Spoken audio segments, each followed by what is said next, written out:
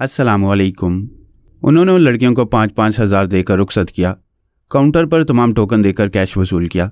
फिर लिफ्ट के जरिए नीचे जाने लगे। बेकर ने उनसे झूठ कहा था कि पहले 2 खिलाड़ी टेलीपैथी जाने वाले के जरिए जीत कर गए हैं, लेकिन बाद के 2 खिलाड़ियों से खेलते वक्त वो हैरान रह गया। इस बार टेलीपैथी जाने वाले की मौजूदगी का तयन हो रहा था और उसकी मौजूदगी से खतरा पैदा हो गया था। इसलिए वे एक लम्हा भी ज़ाया किए बगैर उस कसीनो से बाहर आकर एक तरफ जाते हुए ये समझने की कोशिश कर रहा था कि कोई टेलीपैथी जाने वाला उसका ताक़ुब कर रहा है या नहीं। बेकर ने उस कसीनो में जे काफू और जे फ्लो के अंदर जाने की कोशिश नहीं की, क्योंकि उनके साथ बैठी हुई लड़कियों के जरिए उनके पत्ते मालूम हो रहे थे। जब उसे वाकई किसी टेलीपैथी जाने वाले की मौजूदगी का यकीन हुआ और उन दोनों पर भी शुबा हुआ, तब भी उसने सोचा कि वो अगर टेलीपैथी जानते हैं तो योगा के भी माहिर होंगे। वो सांस रोक लेंगे, फिर उन्हें मालूम हो जाएगा कि सामने बैठा हुआ खिलाड़ी ख्यालख्वानी कर रहा है। इसी तरह जे काफू और जे फ्लो को शुबा हुआ था, मगर उन्हें मालूम हो चुका था कि बेकर योगा का माहिर है। उसके दिमाग में जाना चाहेंगे तो उसे मालूम हो जाएगा कि सामने बैठे हुए 2 खिलाड़ियों में से कोई एक टेलीपैथी जानता है। उस कैसीनो से दूर जाने के बाद जे फ्लो ने कहा, हम छुपते हुए इतनी दूर आ गए हैं, हमारे साथ खेलने वाला वो जवारी कहीं दिखाई नहीं दे रहा है। वो बड़ी मक्कारी से बहाना करके हमारी नज़रों से ओझल हो गया है। जिस तरह हम उस पर शुबा कर रहे हैं उसी तरह वो हम पर ख्यालख्वानी का शुबा कर रहा होगा, कहीं छुप कर हमारे बारे में शुबात की तस्दीक कर रहा होगा। जे काफू ने कहा, हम अजीब उलझन में पड़ गए हैं। 2 बातें उलझा रही हैं। एक तो ये कि वो टेलीपैथी जानता है या नहीं, अगर नहीं तो फिर कोई दुश्मन टेलीपैथी जाने वाला रुपोश रहकर हमें ट्रैप करने की कोशिश कर रहा है और उससे पहले हमें उलझा रहा है। वो हमें उलझा चुका है, अब कहीं से छुपकर गोली मारेगा, हमें ज़ख्मी करेगा, फिर हमारे दिमागों पर मुसल्लत हो जाएगा। दानिशमंदी ये है कि जितनी जल्दी हो सके हम उसके इलाके से दूर कहीं चले जाएं।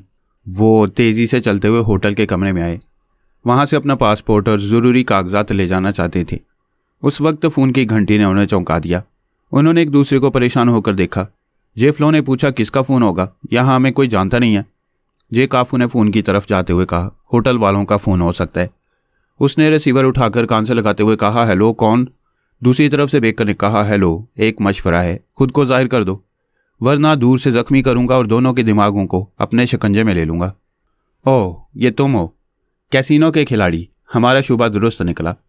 तुम टेलीपैथी जानते हो, हम भी तुम्हें मशवरा दे रहे हैं, अपने दिमाग का दरवाज़ा खोल दो, वरना हम दरवाज़ा तोड़कर अंदर आना चाहते हैं। तो फिर आओ, हम गोवा के रंगीन और संगीन इलाके में शिकार खेलेंगे। देखते हैं शिकार कौन होता है, शिकारी कौन कहलाता है। जे काफू ने एक शिकारी की तरह तनकर रिसीवर को क्रैडल पर पटक दिया। पारस ने उसे खूब नचाया था। वो जख्मी और कमज़ोर होने के बावजूद नाचती रही थी। ऐसी हालत में उसे चकरा कर गिरना ही था, लेकिन चकराने की वजह सिर्फ कमज़ोरी नहीं थी, कमज़ोरी की वजह शिकस्त फाश थी। पारस ने उसकी जीती हुई बाजी पलटकर उसे बुरी तरह जकड़ लिया था। चकराकर गिरने की वजह यह भी थी कि पारस ने उसकी ट्रांसफॉर्मर मशीन तैयार करने की तमाम तैयारियों को खाक में मिला दिया था। जैकी हंटर और बॉबी स्मिथ के सरों से कीले निकालकर उनके दिमागों में घुस गया था। जैकी हंटर को उसकी कैद से रिहाई दिलाकर उसे उसकी बेटी डायना के पास भेज दिया था और बॉबी की ज़िंदगी तमाम कर दी थी। इन हालात में वो फिर बेहोश हो गई थी। इस बार बेहोशी मुख्तसर थी। जब वो होश में आने लगी तो पारस ने उसके जहन पर मुसल्लत होकर उसे हैप्नाटाइज किया। उसके दिमाग में ये बात नक्श की कि जब वो दिमागी तवानाई हासिल करेगी और योगा के ज़रिए अपने दिमाग का दरवाज़ा बंद करेगी, तब अपने मुकफ्फल दिमाग में पारस को आने देगी और उसकी सोच की लहरों को कभी महसूस नहीं करेगी। वो उसे अच्छी तरह जकड़ने के बाद होटल के उस कमरे में आया जहाँ डायना का क़याम था। वो एक तवील इंतज़ार के बाद अपने बाप जैकी हंटर से मिलकर बहुत खुश हो रही थी। वो बाप बेटी किसी भी पहली फ़्लाइट से अमेरिका जाना चाहते थे। पारस ने दरवाजे पर दस्तक दी, फिर ख्यालख्वानी के ज़रिए कहा, मैं पारस हूँ, दरवाज़ा खोलो। जैकी ने दरवाज़ा खोलकर उससे मुसाफिया किया। उसे अंदर बुलाते हुए डायना से कहा, बेटी, यही मिस्टर पारस हैं। इन्होंने मुझे अल्पा की कैद से रिहाई दिलाई है। मिस्टर पारस, हम आपका एहसान कभी नहीं भूलेंगे। हो सके तो हमें इसराइल से फ़ौरन बाहर निकालें। डायना ने कहा, मिस्टर पारस, अल्पा ऐसी चुड़ैल है कि उससे निजात हासिल करना मुमकिन नहीं था, मगर आपने इसे मुमकिन कर दिखाया है।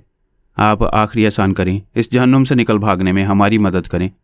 अल्पा को खौफ दिल से निकाल दो। वो अस्पताल में है, जिंदा है मगर मुर्दों से बदतर है। खुद को अल्पा की हैसियत से ज़ाहिर नहीं कर रही है, दुनिया वालों से अपनी असलियत छुपा रही है। डायना ने कहा, वो टेलीपैथी के ज़रिए फिर मेरे डैडी को ट्रैप कर लेगी। नहीं करेगी, वो ख्यालख्वानी करने के काबिल नहीं रही, अभी बेज़रर है। जैकी ने कहा, किसी दिन भी दिमागी तवानाई बहाल हो सकती है। वो सबसे पहले मेरे दिमाग में पहुंचेगी, उससे पहले हमें यह मुल्क छोड़ देना चाहिए। तुम कहीं भी जाओगे वो तुम्हारे दिमाग में पहुंचेगी। उससे बचने की यही एक तरकीब है कि तुम बाप बेटी के दिमागों को मुकफ्फल कर दिया जाए। क्या हमें हैप्नाटाइज करना चाहते हो, अपना मामूल बनाना चाहते हो? हमें ना ट्रांसफार्मर मशीन तैयार कराना है और ना तुम्हें मामूल बनाने का शौक़ है। मैं तुम्हारे और तुम्हारी बेटी के तहफ़्फ़ुज़ के लिए ये मशवरा दे रहा हूँ। मैं अच्छी तरह समझ रहा हूँ, हम मशवरा नहीं मानेंगे तब भी हमें हिप्नोटाइज़ किया जाएगा। मुझ जैसे टेलीपैथी जानने वाले को आसानी से छोड़ा नहीं जाएगा। पारस ने कहा, सीधी सी बात है, मैं नहीं चाहूँगा कि तुम्हारा दिमाग इसी तरह खुला रहे और कोई भी दुश्मन तुम पर मुसल्लत होकर तुमसे ट्रांसफार्मर मशीन का नक्शा बनवा ले। डायना परेशान होकर बोली, इसका मतलब है हमें रिहाई नहीं मिल रही? पारस ने उसके करीब आकर कहा, तुम्हें जवान होते ही बॉबी की तरफ से मोहब्बत का फ्रेब मिला। एक लड़की अपनी पहली नाकाम मोहब्बत का सदमा कभी भुला नहीं पाती। मैं महबूब नहीं हूँ, भाई हूँ। तुम्हें भाई से धोखा नहीं मिलेगा। मैं तुमसे बहस नहीं करूँगा। जब अपने बाप के साथ अपने वतन अमेरिका पहुँच जाओगी तो मेरी सच्चाई का यकीन आ जाएगा। However mister Jackie, good bye and good luck. वो वहाँ से चलाया। अपने सुराग रसानों को समझा दिया कि बाप बेटी के दिमागों को लॉक करने के बाद उन्हें वहाँ से अमेरिका पहुँचा दिया जाए। एल्पा के खुफिया महल नुमा बंगले से ट्रांसफार्मर मशीन का नक्शा और ऐसी दस्तावेजात मिली थी जिनमें मुमलिकत इसराइल के अहम राज छुपे हुए थे। पारस ने उन्हें पढ़ने के बाद मशीन के नक्शे के साथ बाबा साहब के दायरे में भेज दिया। एक दस्तावेज में फ़लस्तीनी मुसलमानों को सख्ती से पाबंद बनाए रखने के सिलसिले में खुफिया मंसूबे की तफसीलात दर्ज थी।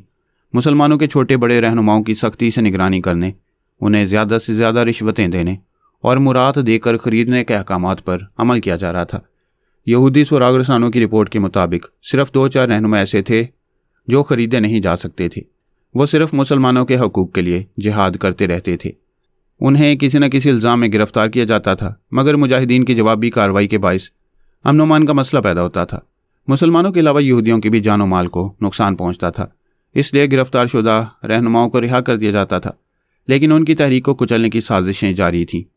जो रहनुमा हुकूमत की ब्लैक लिस्ट में थे उनमें जवाद बिन मुस्तकीम का नाम भी था। उसे अब तक गिरफ्तार नहीं किया गया था क्योंकि उसने हुकूमत इसराइल के खिलाफ बाकायदा तहरीक नहीं चलाई थी। उसके बारे में ये रिपोर्ट दर्ज की गई थी कि मुसलमानों की ही नहीं, ईसाइयों और यहूदियों की भी अच्छी खासी तादाद जवाद बिन मुस्तकीम की शख्सियत से मुतासिर है। लोग उसके इतने अकीदतमंद हैं, इतने वफादार हैं कि उसके एक इशारे पर हुकूमत के खिलाफ बगावत कर सकती हैं। उसे सियासत से दिलचस्पी नहीं थी। वह सिर्फ फ़लस्तीनी मुसलमानों के जायज़ हकूक़ की बातें किया करता था। ऐसी बातें करने से हुकूमत के कानों में ख़तरे की घंटी बजने लगती थी। इसराइली अकाबरीन ने अल्पा से एक बार कहा था कि वो जवाद के अंदर की बात मालूम करे। वो एक पीर मुर्शद की तरह अपने मुरीदों और अकीदतमंदों की तादाद बढ़ा रहा है या दरे पर्दा हुकूमत के खिलाफ बागियों की फ़ौज बना रहा है। अल्पा अपने मुल्क में ऐसे किसी मुसलमान को बर्दाश्त नहीं करती थी जो फ़लस्तीनी अवाम में मकबूलियत हासिल कर ले और रफ्ता रफ्ता किसी खास इलाके का बेताज बादशाह बन जाए। वो जवाद को ट्रैप करना चाहती थी, लेकिन ऐसे ही वक्त ट्रांसफार्मर मशीन की अहमियत ने उसकी तमाम तवज्जो अपनी तरफ मबजूल कर ली। वो मशीन का नक्शा हासिल करने, जैकी हंटर को अगवा करने, फिर पारस से उलझने के नतीजे में हस्पताल पहुंच गई। यूं जवाद उसकी ख्याल ख्वानी के शर से महफूज रहा। जवाद ने 10 बरस तक एक बुजुर्ग की खिदमत की थी। बुजुर्ग ने अपनी वफात से पहले उसे दवाएं दी थी कि वह आम इंसानों की तरह मुसाइब से गुजरेगा, लेकिन खुशकिस्मती से तहफ़्फ़ुज़ हासिल होता रहेगा। बुजुर्ग की पेशगोई के मुताबिक उसकी खुशकिस्मती थी कि अल्पा उसके लिए मुसीबत बनने से पहले खुद मुसाइब में गिरफ्तार हो गई थी। बुजुर्ग ने उसे एक अंगूठी पहनाई थी जिसकी यह खासियत थी कि वह जिसको छू लेती थी वह जवाद की शख्सियत से मुतासिर हो जाता था। उसकी ईमान परवर बातों से कायल होकर झूठ और फरेब से बाज रहता था। उसके पास आने वाले उससे मुसाफिया करते थे। मुसाफिया करते वक्त अंगूठी उन्हें छू लेती थी। इस तरह उसके चाहने वालों की तादाद बढ़ती रहती थी। ये महज अंगूठी की करामात नहीं थी, उसकी वो खसूसियात भी थीं जो एक सच्चे मोमिन में होती हैं। वो बुजुर्ग के साए में रहकर बचपन से इबादत गुजार था। किसी को दुख नहीं पहुंचाता था, दूसरों के बुरे वक्तों में काम आता था, बीमारों की तीमारदारी करता था। इस तरह वो हर दिल अजीज़ बनता गया। भीमा की शामत आई थी। उसने जवाद की मैयत के पास हसीना औरतें देखी थी।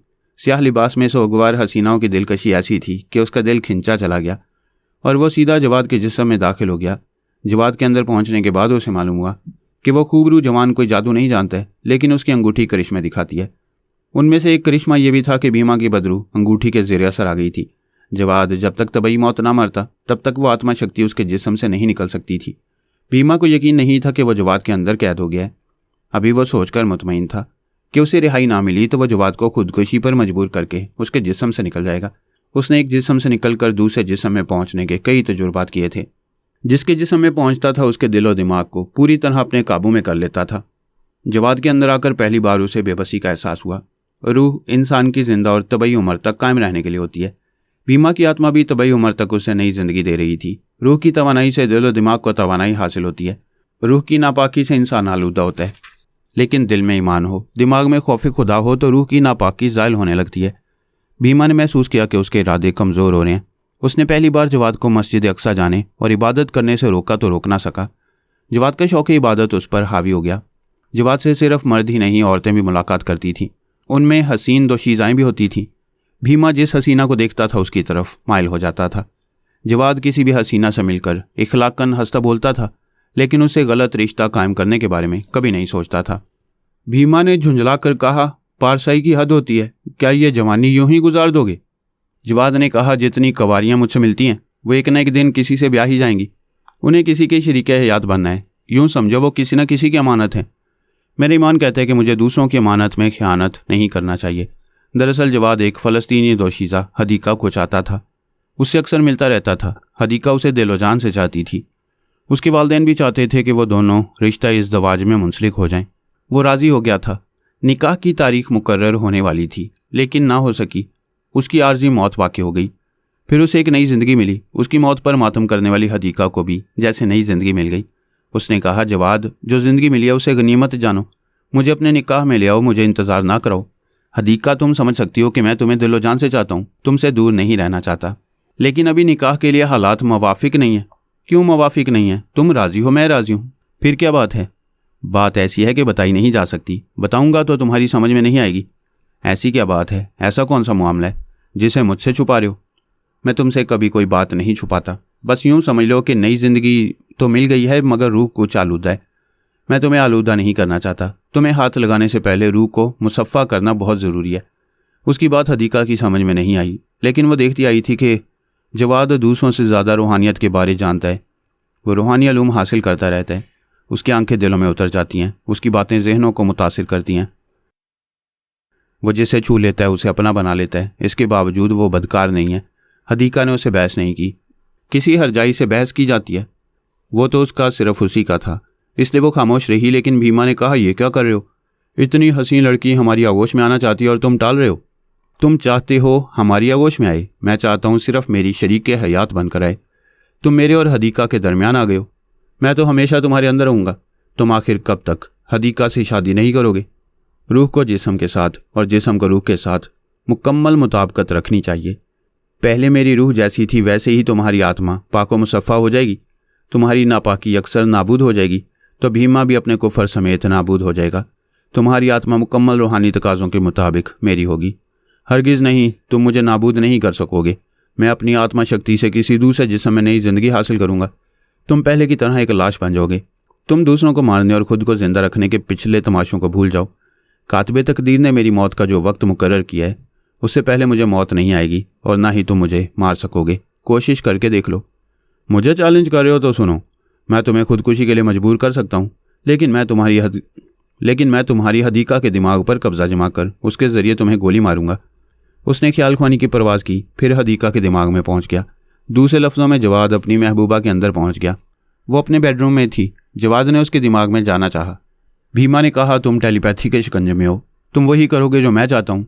जवाद ने अपना दायां हाथ उठाकर अंगूठी को अपनी पेशानी से लगाया, गोया ख्याल ख्वानी करने वाले दिमाग से लगाया। यकलख्त वो ख्याल ख्वानी भूल गया, दिमागी तौर पर हाजिर हो गया। भीमा ने हैरानी से पूछा, मेरी मर्जी के बगैर वापस कैसे आए? मुझसे ना पूछो।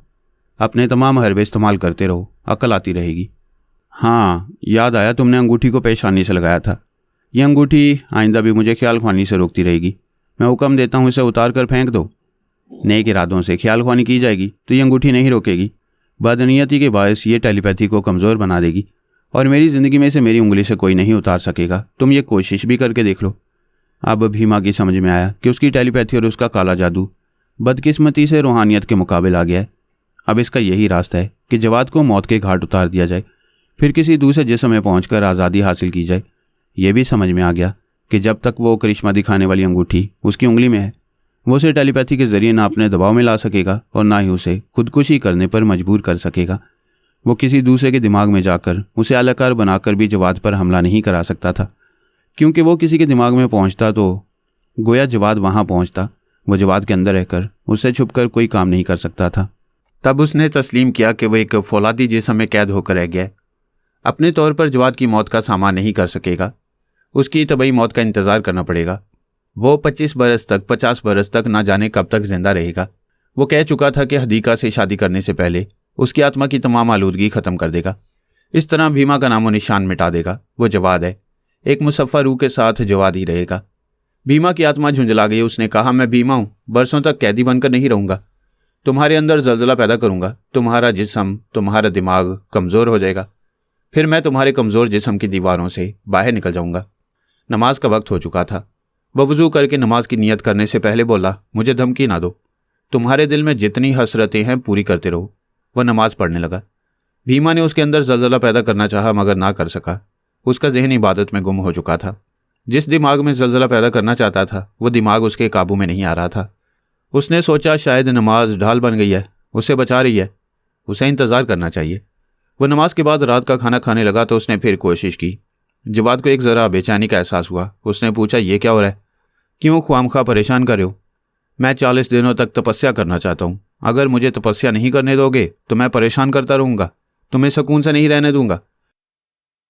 तुम अपने धर्म के मुताबिक तपस्या नहीं करोगे बल्कि धर्म के खिलाफ काले अमल के लिए ऐसा करना चाहते हो।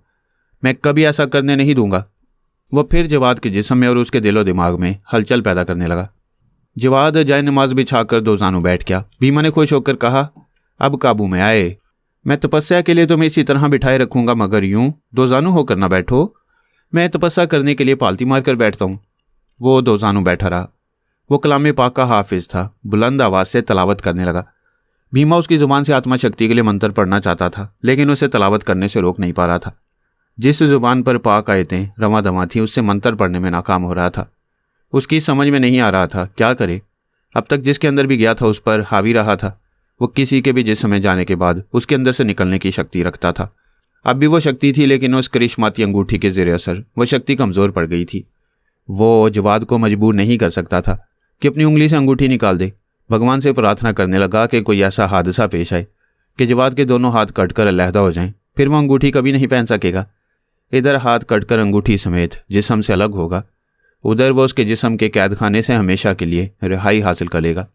अफसोस उन गुंजों पर जो बिन खिले मुरझा गए।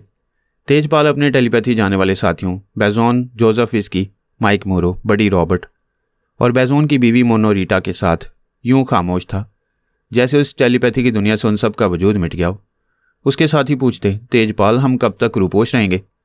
तेजपाल उन्हें समझाता था, रूपोशी ऐसी नहीं है कि हम किसी चार दीवारी में कैद हैं और दुश्मनों से मुंह छुपा रहे हैं। हम सब जहाँ चाहते हैं जाते हैं, घूमते फिरते हैं और ऐश करते हैं। कोई दुश्मन हमारे चेहरों से हमें पहचान नहीं पाता है। तुम्हारी पहचान टेलीपैथी है। सरेआम टेलीपैथी का मुजाहरा करोगे तो दुश्मनों की नज़रों में आ जाओगे। बेजोन ने कहा, हम सब तुम्हें अपना रहनुमा मानते हैं। वाकई एक बार ख्याल ख्वानी का मुजाहरा करने के बायस समझे ट्रैप कर लिया गया था। ये तो बाबा साहब के दारे वालों का दस्तूर रहा है कि वह अपने किसी भी मुखालिफ को ज़्यादा दिनों तक अपना मामूल और ग़ुलाम नहीं बनाते हैं। बेशक उन्होंने तुम्हें आज़ाद कर दिया और तुम फिर हमारी टीम में शामिल हो गए हो, लेकिन हम तुम्हें दोबारा अपनाने के बावजूद अपना पता ठिकाना और मौजूदा नाम, मौजूदा शनाख्त नहीं बताते हैं। माइक मूरो ने कहा, यह शुबा रहता है कि बाबा साहब के दायरे से आज़ादी मिलने के बावजूद उनका कोई टेलीपैथी जानने वाला तुम्हारे अंदर या तुम्हारी बीवी मोनोरीटा के अंदर छुपा रहता होगा।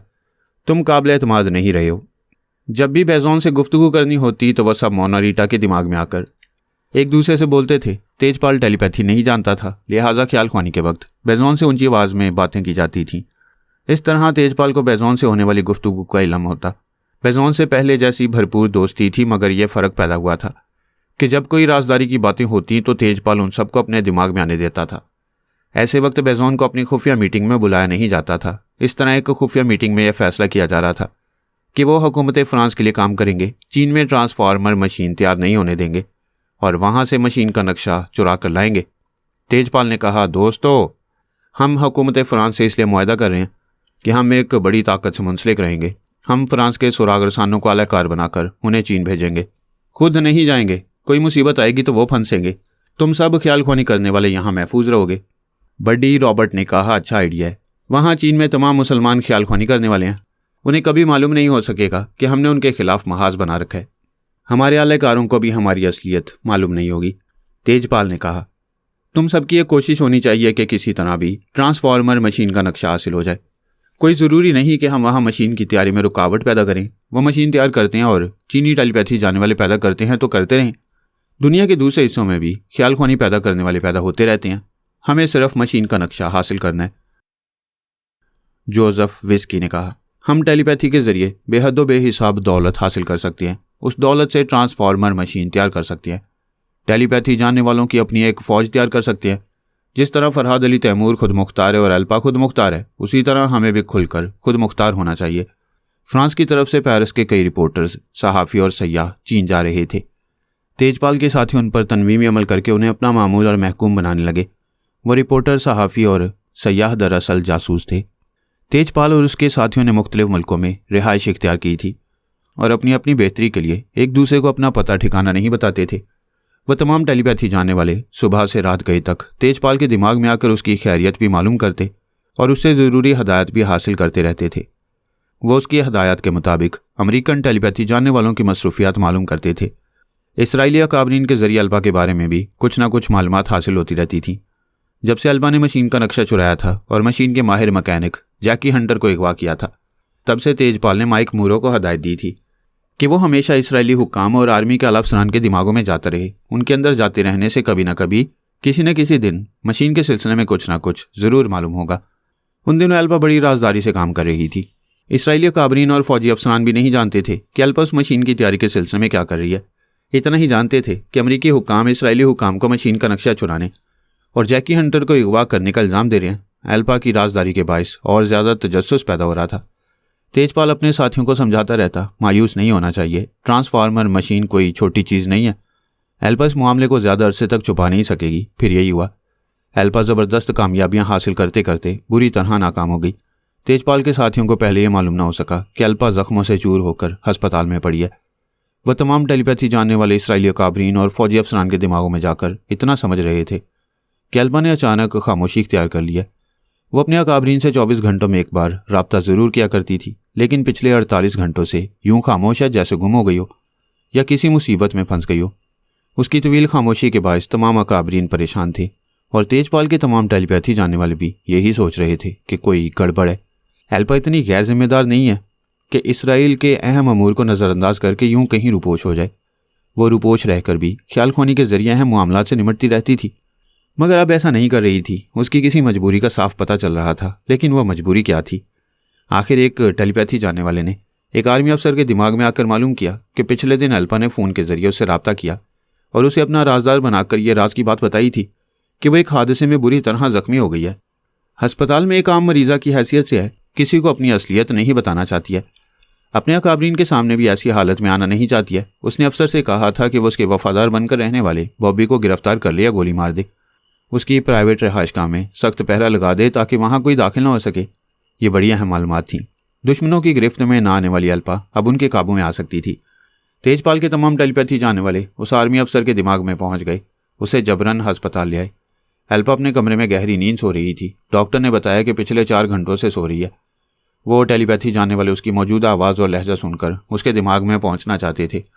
डॉक्टर ने उनकी मर्जी के मुताबिक उसे जगाया, फिर कहा, दवा और खाने का वक्त हो चुका है, प्लीज़ कुछ खा लें, फिर दवाएं दी जाएंगी। वह जमाही लेकर बोली, मुझे भूख नहीं है, मैं अभी सोना चाहती हूँ।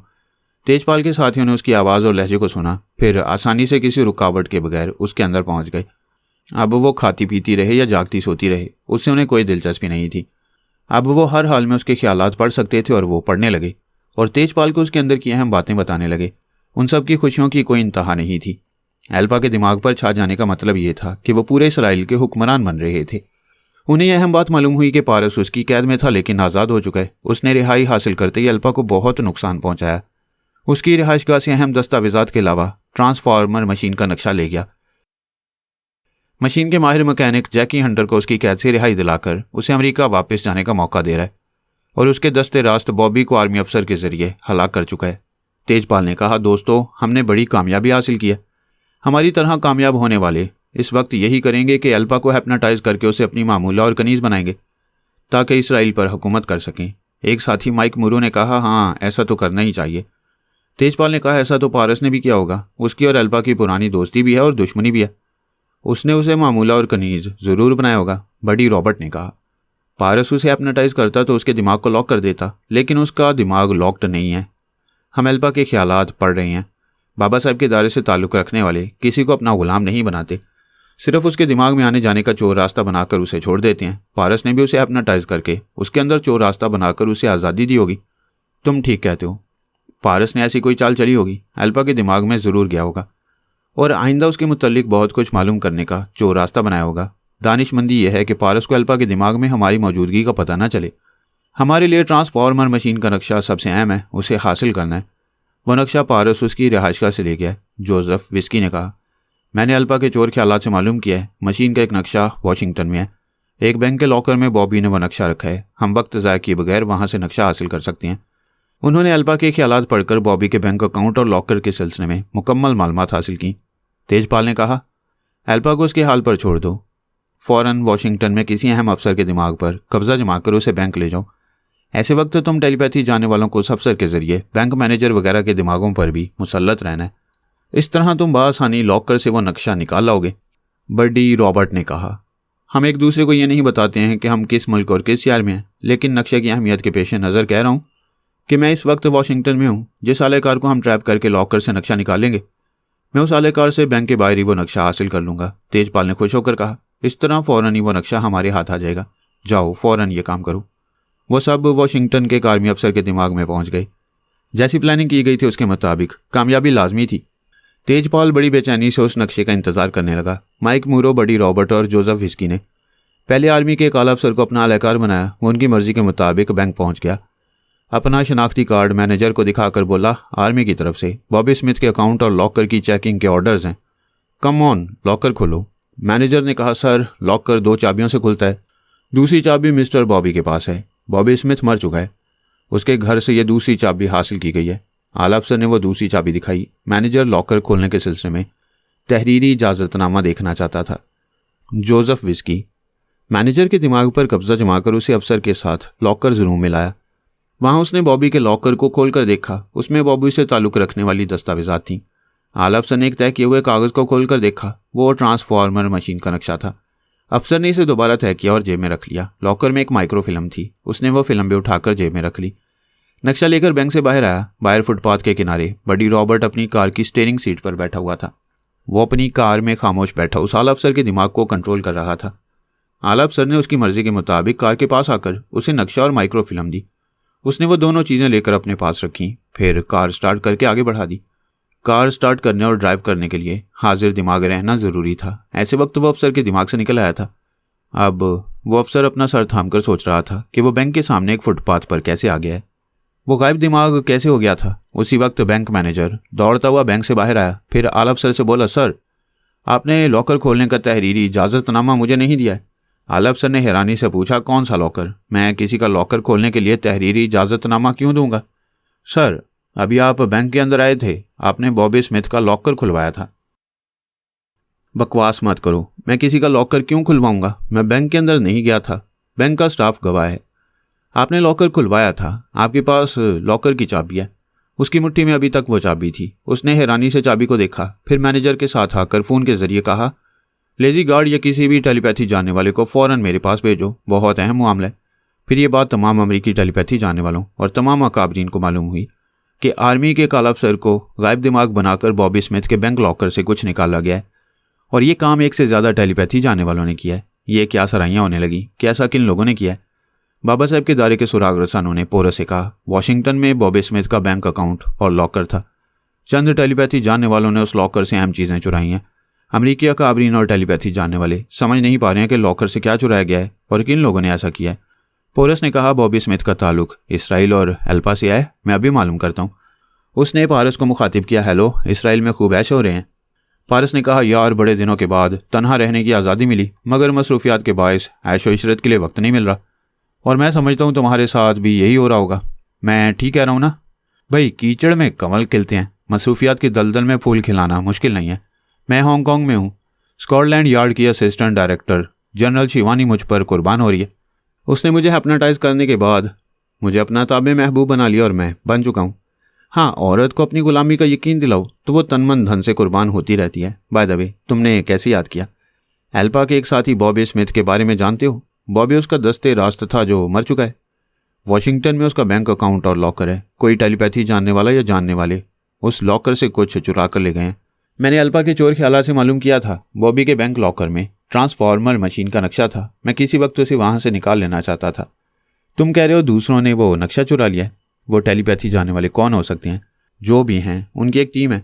आंद्रे की टेलीपैथी जानने वाली टीम को तुमने ठंडा कर दिया है। अब एक टीम 3J की है, दूसरी टीम तेजपाल की है। 3J शिवानी के पीछे पड़े हैं, एक तेजपाल रह गया है, वही अपनी टेलीपैथी जानने वालों के साथ एक्शन में है। मम्मा, सोनिया ने उसके एक टेलीपैथी जानने वाले बैजवान को ट्रैप किया था, उसके दिमाग में जाते रहने के लिए रास्ता बनाया था। पारस ने सोनिया को मुखातिब किया, उसे बताया कि बॉबी स्मिथ के बैंक लॉकर से ट्रांसफॉर्मर मशीन का नक्शा चुराया गया है और चोरी का शुबा तेजपाल के टेलीपैथी जानने वालों पर है। वो सोनिया के साथ बैजवान के दिमाग में पहुंच गई। उसके ख्यालात से पता चला कि वो इस चोरी के सिलसिले में कुछ नहीं जानता। सोनिया ने उसे अखबार पढ़ने पर मजबूर किया। उसमें यह खबर शाया हुई थी कि पिछले रोज बॉबी स्मिथ के बैंक लॉकर से पुरस्कार तौर पर कोई अहम चीज़ चुराई गई है। बॉबी स्मिथ मारा गया है, उसका ताल्लुक इसराइली इंटेलिजेंस से था। चोरी की जाने वाली चीज़ का ताल्लुक इसराइली खुफिया एजेंसी से होगा। चोरों का सुराग लगाने के लिए अमरीकी इंटेलिजेंस वाले सरगर्मी अमल है। बैजॉन ये खबर पढ़कर सोचने लगा, कोई टेलीपैथी जानने वाला ही बैंक के लॉकर से चोरी कर सकता है। सोनिया ने उसकी सोच में कहा, शायद तेजपाल ने चोरी कराई होगी। नहीं, वो ऐसा करता तो मुझे ज़रूर बताता, मेरे दूसरे टेलीपैथी जाने वाले साथी भी ज़रूर बताते। ये किसी दूसरे का काम है। सोनिया ने उसके दिमाग में वापस आकर पारस से कहा, बैजॉन बेखबर है, तेजपाल बहुत ही ज़हीन और चालबाज है। वो बैजॉन को अपने टेलीपैथी जानने वालों से और अपने अहम मामलात से बेखबर रखता है। जानते हो क्यों? मैं समझ गया मामा, आपने बैजॉन को ट्रैप किया था। तेजपाल को शुबा है कि हम उसे आज़ाद छोड़ देने के बाद भी चोरी छुपे उसके दिमाग में पहुंचते हैं। अगर वो बैजॉन को बैंक लॉकर से चोरी करने वाली मुहिम में शामिल करते तो ये बात हमें मालूम हो जाती। वैसे ये हमारा शुबा है, हो सकता है तेजपाल ने ऐसा ना किया हो। जिसने भी किया है हम उसकी खोपड़ी में ज़रूर पहुंचेंगे। बेटे, पहुंचने में कितनी देर लगती है? आओ अभी चलते हैं। पारस अपनी मम्मा के साथ फिर बैजॉन के अंदर पहुंच गया। फिर हैरानी से बोला, मम्मा ये क्या, आप फिर इसके पास क्यों आई हैं? बेटे, ये तो हम जानते हैं कि तेजपाल और उसके टेलीपैथी जानने वाले साथियों ने इसे खोटा सिक्का बना दिया है। चलो अब इस खोटे सिक्के को तैश दिलाएं। बैजॉन अपनी बीवी मोनोरीटा से रोमांस के मूड में था। वो सोनिया की मर्जी के मुताबिक बोला, एक्सक्यूज़ मी मोनो, एक ज़रूरी ख्यालख्वानी कर रहा हूँ, प्लीज़ इंतज़ार करो। वो ख्यालख्वानी की परवाज़ करता हुआ तेजपाल के पास पहुंचकर बोला, वाह तेजपाल वाह, तुम दोस्त बनकर खूब उल्लू बना रहे हो। तुम समझते थे मुझे तुम्हारी दोगली हरकतों का पता नहीं चलेगा? तेजपाल ने हैरानी जाहिर की, ये तुम क्या कह रहे हो? बैजॉन ने कहा, बड़ी रॉबर्ट वॉशिंगटन में है, वहाँ के बैंक लॉकर से जो कुछ चुराया गया वह अभी तक बड़ी रॉबर्ट के पास है। मैंने उसकी एक महबूबा के दिमाग में घुसकर यह राज मालूम किया है। तुम इनकार नहीं कर सकते कि तुमने और मेरे टेलीपैथी जाने वाले साथियों ने मुझे इस मामले से दूर रखा। तेजपाल ने परेशान होकर कहा, तुम उसकी महबूबा तक कैसे पहुंच गए? देखो, हमें गलत ना समझो, हमें शुबा था कि सोनिया तुम्हारे दिमाग में आती होगी, इसीलिए हमने इस अहम मामले को तुमसे छुपाया था। सोनिया ने पारस से कहा, क्यों बेटे, एक खोटे सिक्के से एक कैसा काम लिया है? मामा, आपका जवाब नहीं है, हम तो बूढ़े होने तक आपसे कुछ ना कुछ सीखते रहेंगे। वो दोनों बैजॉन के दिमाग से निकल आए थे। वो एकदम से चौंक कर बोला, तेजपाल मैं तुम्हारे पास क्यों आया था? तेजपाल को यह समझने में देर नहीं लगी कि बैंक लॉकर से नक्शे की चोरी का भेद खुल चुका है। टेलीपैथी जानने वाले बड़े खुश नसीब होते हैं। दोस्तों और दुश्मनों के दिमागों में घुसकर उनके अंदर की छुपी हुई साजिशों को मालूम कर लेते हैं। और टेलीपैथी जानने वाले बहुत बदनसीब होते हैं। दूसरों की छुपी हुई बातें मालूम करने वाले खुद सारी ज़िंदगी अपने मुखालफों से छुप कर रहते हैं। ये धड़का लगा रहता है कि किसी ने उन्हें देख लिया, चेहरे से पहचान लिया, या उनके ख्याल ख्वानी करने के दौरान में उन्हें ताड़ लिया तो फिर उनकी खैर नहीं। बेकर ब्राइट के साथियों आंद्रे वगैरह को पोरस ने ट्रैप किया था। सिर्फ बेकर ब्राइट गिरफ्त में नहीं आया था, वह मुंबई से फरार होकर गोवा के एक इलाके गाबा में आकर छुपा हुआ था। उसका ख्याल था कि कोई दुश्मन इधर नहीं आएगा, लेकिन शहर हो या जंगल, शामत कहीं भी आ जाती है। इसी इलाके में जे काफू और जे फ्लो पहुंचे हुए थे। वो भी दुश्मनों से छुपने और पनाह लेने के लिए वहां आ गए थे। आदमी बड़ी खुशफहमी में मुब्तला रहता है कि मौत उसके करीब नहीं आएगी, और वो तीनों भी एक दूसरे की मौत बनकर वहां पहुंचे हुए थे। एक बहुत बड़े कैसीनो में उन तीनों का आमना सामना हुआ था। ताश खेलने के दौरान में उन्हें पता चला कि उनके दरमियान कोई टेलीपैथी जाने वाला मौजूद है, जिसकी वजह से वो कभी बाजी जीत रहे हैं और कभी हार रहे हैं। उनके दिमागों में खतरे की घंटी बजते ही वो तीनों किसी न किसी बहाने कैसीनो से बाहर निकल गए। बाहर वो इंसानों की भीड़ में कहीं भी छुप सकते थे। वो तीनों ये समझ गए थे कि कोई टेलीपैथी जानने वाला कहीं छुपा हुआ है और ख्याल ख्वानी के जरिए उन्हें देख रहा है। वो जहाँ भी छुपने जाएंगे उनकी नज़रों से बच नहीं सकेंगे। वो बड़ी उलझन में थे, ये समझ नहीं पा रहे थे कि उनके साथ ताश खेलने वाला बेकर ब्राइट टेलीपैथी जानता है और बेकर ब्राइट नहीं जानता था कि उसके मुखालिफ खिलाड़ी ही दरअसल टेलीपैथी जानने वाले जे काफू और जे फ्लो हैं। ताश खेलने के दौरान में वे एक दूसरे से बातें करते रहे थे, लेकिन उन्होंने एक दूसरे के दिमागों में जाने की कोशिश नहीं की। ये ख्याल था कि वो योगा के माहिर होंगे, पराई सोच की लहरों को महसूस करते ये समझ लेंगे कि कोई टेलीपैथी जानने वाला सामने ही मौजूद है। कैसीनो से बाहर निकल आने के बाद बेकर ब्राइट ने अपने शुबे के मुताबिक जे काफू और जे फ्लो के दिमागों में पहुंचना चाहा, तो ये मालूम हो गया कि वो तीनों ही ख्याल ख्वानी करने वाले कई घंटों से एक दूसरे के करीब रहकर धोखा खा रहे थे। जब एक दूसरे की हकीकत मालूम हुई तो वो तीनों एक दूसरे के लिए चैलेंज बन गए। अब गोवा के उस इलाके में या तो बेकर ब्राइट को सलामत रहना था या फिर उन दोनों को अपनी सलामती की खातिर बेकर ब्राइट को निशाना बनाना था। किसी भी तरह उसका काम तमाम करना था। टेलीपैथी जानने वालों के दरमियान इसी तरह जिंदगी और मौत की जंग जारी रहती है। ऐसे वक्त उनका तीसरा साथी जे सामू मौजूद नहीं था। वो उनसे दूर यूरोप के एक शहर में था। उसने अपने साथियों के दिमाग में आकर उनके ख्यालात पढ़े, फिर कहा, ये तुम दोनों फिर किसी नई मुसीबत में पड़ रहे हो। अभी तो शिवानी से पीछा छूटा है। जे काफू ने कहा, हमें क्या मालूम था कि गोवा के इस इलाके में कोई अजनबी टेलीपैथी जानने वाला मौजूद होगा। वो शायद तनहा है, फिक्र ना करो, हम उससे निमट लेंगे। तुम दो हो और वो तनहा, बेशक उससे निमट सकते हो, लेकिन ऐसा भी होता है कि एक तनहा शख्स दो चार पर भारी पड़ जाता है। अगर ऐसा हुआ तो मैं इतनी दूर रहकर तुम लोगों के लिए कुछ नहीं कर सकूंगा। तुम चाहते हो हम उससे कतराकर यहाँ से दूर चले जाएं, लेकिन वो भी सहमा हुआ होगा। खुद नुकसान उठाने से पहले हमें नुकसान पहुंचाने की कोशिश करेगा। इन हालात में उससे निमटना ही होगा। जब ऐसे हालात पैदा होंगे तो देखा जाएगा। फिलहाल किसी भी तरह इस इलाके से, बल्कि इस मुल्क से दूर चले जाओ। उन 3J की तरह बेकर ब्राइट भी इसी कोशिश में था कि किसी तरह इस आफतज़दा इलाके से भाग जाए। मौजूदा हालात में वो इलाका उन तीनों के लिए आफतज़दा हो गया था। वहाँ से कहीं भी जाने के लिए एक तो दरियाई या समुद्री रास्ता था या फिर हाईवे। वो तीनों अपने अपने तौर पर सोचने लगे कि उनके दुश्मन किस रास्ते से जाएंगे। एक बात समझ में आ रही थी कि कोई भी फरार होने वाला उजलत में आसान रास्ते का इंतखाब करेगा और किसी शहर के हवाई अड्डे तक पहुंचना निस्बतन आसान था। समुद्री रास्ता मुश्किल था और उस रास्ते से कई घंटे बाद मुंबई पहुंचा जा सकता था। जे काफू और जे फ्लो ने एक बड़ी सी स्पीड बोट किराए पर हासिल की।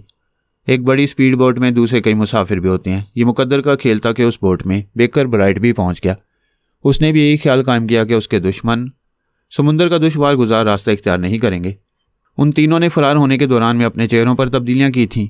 रेडीमेड मेकअप के जरिए खुद को किसी हद तक नाकाबिले शनाख्त बना लिया था। बोट में मुसाफिर कम थे। उन्होंने एक दूसरे को देखा। पहली नज़र में किसी को किसी पर शुबा नहीं हुआ। उन्होंने कैसीनो में एक दूसरे को तवज्जो से नहीं देखा था और अब तो उनके चेहरे बदल गए थे, इसलिए वो फिल वक्त एक दूसरे को नहीं पहचान रहे थे। जे सामू ख्याल ख्वानी के जरिए उनसे रब्ता रखता था। उसने कहा, थैंक्स गॉड, एक टेलीपैथी जाने वाले दुश्मन से किसी टकराव के बगैर निकल आए हो। जब दो मुखालफिन लड़ते हैं तो दो में से एक ज़रूर मारा जाता है, लिहाजा लड़ाई से परहेज करना ही दानिशमंदी है। जे काफू ने कहा, इस बोर्ड में हमारे अलावा 3 औरतें और 5 मर्द हैं। हमें एहतियात से उनके ख्यालात को पढ़ना चाहिए। हम कैसीनो में धोखा खा गए थे, यहाँ नहीं खाना चाहिए। जे सामू ने कहा, उन मुसाफिरों में कोई योगा का माहिर होगा।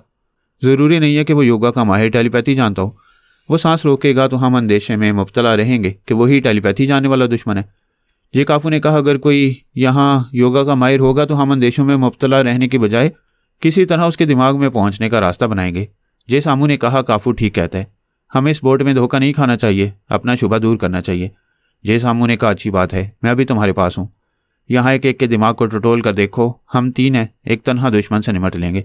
ये फैसला करते हुए दोनों एक एक मुसाफिर को किसी न किसी बहाने मुखातिब करने लगे। उनसे गुफ्तगू करते हुए उनकी आवाज़ और लहजे को गिरफ्त में लेने लगे। बेकर ब्राइड को मुखातिब करने और उसे गुफ्तगू करने का मतलब यही था कि ऐसे वक्त बेकर ब्राइड भी उनकी आवाज़ और लहजे को गिरफ्त में ले रहा था। उन 3J ने उनके दिमाग में पहुंचना चाहा तो उसने सांस रोक ली। जवाबन उसने भी उनके दिमागों में पहुंचना चाहा तो उन दोनों ने भी अपनी सांसें रोक लीं। ये अजीब तमाशा हो गया। वो तीनों छुपने वाले एक दूसरे के सामने अचानक ही बेनकाब हो गए। ऐसा उनकी तवक्को के खिलाफ हुआ था। वो तीनों ही दंग रह गए। चंद लम्हों तक उनके जहन खाली रहे। वो ना समझ सके कि ऐसे वक्त क्या करना चाहिए। फिर यकबारगी तीनों को खतरे का एहसास हुआ। तीनों ने बड़ी ही फुर्ती से अपने अपने रिवॉल्वर निकाले और एक दूसरे के निशाने पर आ गए। बेकर ब्राइट ने कहा, तुम 2 हो, मैं अकेला, मगर एक रिवॉल्वर से 2 गोलियां निकलने में देर नहीं लगेगी। मैं मरते मरते भी तुम दोनों को ले मरूंगा। बोलो, क्या इस समुद्री सफ़र को हमारा आखिरी सफ़र होना चाहिए? जे सामू ने कहा, यारो, बुरे फंस गए। इसमें शुबा नहीं कि तुम दोनों इसे मार डालोगे, लेकिन वो भी तुम दोनों को साथ ले डूबेगा। उन तीनों के रिवॉल्वर एक दूसरे पर उठे हुए थे। अगर एक फायर करता तो साथ ही 2 फायर भी होते। उनमें से कोई सलामत न रहता। इस वक्त एक ही बात समझ में आती है कि अक्सर हथियार होते हुए भी उन्हें इस्तेमाल नहीं किया जा सकता। टेलीपैथी का खतरनाक हथियार भी उनकी जमानत नहीं दे सकता था। उन सबके दिमागों में अब एक ही बात थी कि समझौता करो वरना हराम मौत मर जाओगे। जे काफू ने पूछा, तुम कौन हो? बेकर ब्राइट ने कहा, यही सवाल मैं करता हूँ, तुम दोनों कौन हो? जेफ लो ने कहा, पहले हमने सवाल किया था, पहले तुम जवाब दो, फिर तुम्हें भी जवाब मिलेगा। मैं एक अमरीकी हूँ, अपने दुश्मनों से जान बचाने के लिए यहाँ छुपने आया था और शायद तुम दोनों भी छुपने आए थे, मगर तकदीर हमें बेनकाब कर रही है। अब अपने बारे में बोलो। हम भी अमरीकी हैं। टेलीपैथी के लम कभी कभी अजाब बन जाता है और यकीनन हम तीनों इस अजाब में मुब्तला हैं। हम तीनों एक दूसरे को अपना नाम नहीं बता रहे हैं। अगर हमने एक दूसरे से कुछ छुपाने की कोशिश की तो तीनों को नुकसान पहुंचेगा। बेहतर है पहले हम अपने अपने रिवॉल्वर खाली कर दें। उन तीनों ने अपने अपने रिवॉल्वर को देखा। जब तक इंसानों के दरमियान बारूद रहता है तब तक उनके इंसान होने पर शुबा रहता है। वो किसी वक्त भी दरिंदे बन सकते हैं। बेकर ब्राइट ने पूछा, पहले कौन रिवॉल्वर खाली करेगा? हम तीनों एक साथ अपने अपने रिवॉल्वर के चैम्बर से गोलियां निकालेंगे। मैं 1 से गिनता हूँ, 3 कहते ही हम अपने अपने रिवॉल्वर के सेफ्टी कैच को लॉक करेंगे। इस तरह किसी से कोई अंदेशा नहीं रहेगा। जेफ लो ने 1 से गिनना शुरू किया। उसके 3 कहते ही तीनों ने एक साथ सेफ्टी कैच को लॉक कर दिया। फिर वह चैम्बर से एक एक गोली निकालकर समुद्र में फेंकते गए। इस तरह तीनों के रिवॉल्वर खाली हो गए। फिर उन्होंने अपने अपने रिवॉल्वर लिबास के अंदर रख लिए। जे काफू ने कहा, अब हम एक दूसरे से खौफजदा नहीं रहेंगे। हमारे पास हथियार है मगर इसे इस्तेमाल करने में देर लगेगी। हम तीनों यहाँ से भागकर नहीं जा सकते। हमारे चारों तरफ समुंदर ही समुंदर है। जेफ लो ने कहा, इन हालात में हम सब अपनी बेहतरी के लिए समझौता कर सकते हैं। बेकर ब्राइट ने कहा, मैं अब भी मुतमईन नहीं हूँ। तुम्हारे सामान में कोई खतरनाक हथियार छुपा होगा। किसी लम्हे में भी मौका पाकर वो हथियार मेरे खिलाफ इस्तेमाल कर सकते हो। जेफ लो ने कहा, हमारे पास और कोई हथियार नहीं है। तुम हमारे सामान की तलाशी ले सकते हो। वो आसानी से किसी पर भरोसा नहीं कर सकते थे। उन्होंने एक दूसरे के सामान की तलाशी ली। फिर यह इत्मीनान हो गया, क्या वो तीनों निहत्ते हैं? सिर्फ खाली रिवॉल्वर उनके लिबास के अंदर रह गए हैं। बेकर ब्राइट ने कहा, पहले मैं पूछ रहा हूँ, कोई सवाल के बगैर जवाब दो। तुम्हारे नाम क्या हैं और तुम कितने साथी हो? जे काफू और जेफ लो ने एक दूसरे को देखा। वो अपनी असलियत नहीं बताना चाहते थे। बेकर ब्राइट ने कहा, झूठ बोलने से पहले सोच लो, मैं भी झूठ बोल सकता हूँ और जब हमारा झूठ खुलेगा तो फिर हम एक दूसरे के बदतरीन दुश्मन बन जाएंगे। जे काफू ने कहा, हम तुमसे कुछ नहीं छुपाएंगे। मेरा नाम आंद्रे है। मेरे 4 टेलीपैथी जानने वाले साथी हैं। मेरे इस साथी का नाम साइमन है। बेकर ब्राइट ने एक जोरदार कहका लगाया। जेफ लो ने पूछा, क्यों हंस रहे हो? हंसते हुए बोला, सच नहीं बोलोगे? ऐसे लतीफ़े सुनाओगे तो हंसी आती रहेगी। तुम्हें यकीन नहीं आ रहा है जबकि हम सच बोल रहे हैं। बेकर ब्राइट ने कहा, फिर तो मैं भी तुम्हारी तरह सच बोल रहा हूँ। मेरा नाम फरहाद अली तैमूर है। जेफ लो ने नागवारी से कहा, नॉनसेंस, क्या बकवास कर रहे हो? हमने फरहाद अली तैमूर के कद और जसामत को वीडियोज़ में देखा है। तुम भेस बदल सकते हो मगर फरहाद के कद को नहीं बदल सकते। तुम भी 1000 भेस बदल सकते हो मगर आंद्रे नहीं बन सकते। और ना ही तुम्हारे ये साथी साइमन बन सकते हैं, क्योंकि आंद्रे और साइमन 1 हफ्ता पहले मेरी गोलियों का निशाना बन चुके हैं। झूठ खुलने पर वो दोनों एक दूसरे का मुंह तकने लगे। फिर जेफ लो ने पूछा, तुमने उन्हें क्यों हलाक किया है? तुम कौन हो? यह सवाल पहले मैंने किया कि तुम दोनों कौन हो, लिहाजा पहले मेरे सवाल का जवाब दो। अब हम सच बोलेंगे। क्या तुम भी अपने बारे में सच बताओगे? हाँ, आखिरी बार पूछ रहा हूँ। इस बार सच नहीं बोलोगे तो हमारे दरमियान कोई समझौता नहीं रहेगा। वो दोनों सोच में पड़ गए। जे सामू ने उनसे कहा, अपनी हकीकत ना बताओ तो ये यकीनी बात है कि किसी भी मुखालिफ टेलीपैथी जानने वाले पर कोई भरोसा नहीं करता। ये अपने बारे में सच भी बोलेगा तो हमें यकीन नहीं आएगा। मुंबई पहुंचने तक इससे मोहतात रहो। वहां पहुंचते ही अपना रास्ता अलग कर लो। जे काफू ने बेकर ब्राइट से कहा, ना तुम्हें हम पर यकीन आएगा ना हम तुम पर भरोसा करेंगे। बेहतर है कि सिर्फ अपनी अपनी सलामती के लिए समझौता किया जाए। मैं भी यही चाहता हूँ। हम एक दूसरे पर एतमाद ना करें, मुंबई तक एक दूसरे को नुकसान ना पहुँचाएं। फिर हम मुख्तलिफ फ़्लाइट से मुख्तलिफ मुल्कों की तरफ रवाना हो जाएंगे। जेफ लो ने कहा, हमें मंजूर है। हम इस बोट में एक ही जगह बैठे रहेंगे, एक दूसरे से दूर नहीं जाएंगे। दूर जाने से अंदेशा रहेगा कि हम में से कोई अपना रिवॉल्वर लोड कर रहा है। वो तीनों राजी हो गए। मुंबई अभी बहुत दूर था। पता नहीं वहां पहुंचने तक तकदीर क्या गुल खिलाने वाली है, हालात किस तरह बदलने वाले हैं, अगले पल क्या होने वाला है, यह कोई नहीं जानता था। वो तीनों एक जगह खामोश बैठे हुए थे। जे सामू ने कहा, क्या मुसीबत है? हम शिवानी के खिलाफ महाज बनाने वाले थे मगर ये अजनबी दुश्मन हम पर मुसल्लत हो गया। जे काफू ने कहा, हम इस अजनबी से मोहतात रहेंगे और शिवानी के खिलाफ प्लानिंग करते रहेंगे। तुम दोनों में से किसी एक को हाजिर दिमाग रहकर इस अजनबी की निगरानी करना चाहिए।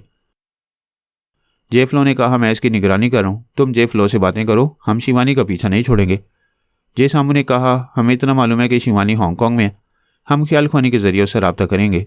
वो हम में से किसी से बात करेगी तो अपनी गैर मामूली सलाहियत के मुताबिक अपनी आंखों की हरारत हमारी पेशानी तक पहुंचाएगी। जे काफू ने कहा, हम मास्क मेकअप में हैं। हम मेकअप उतारेंगे तब उसकी आंखों की हरारत हमारी पेशानी तक पहुंचेगी।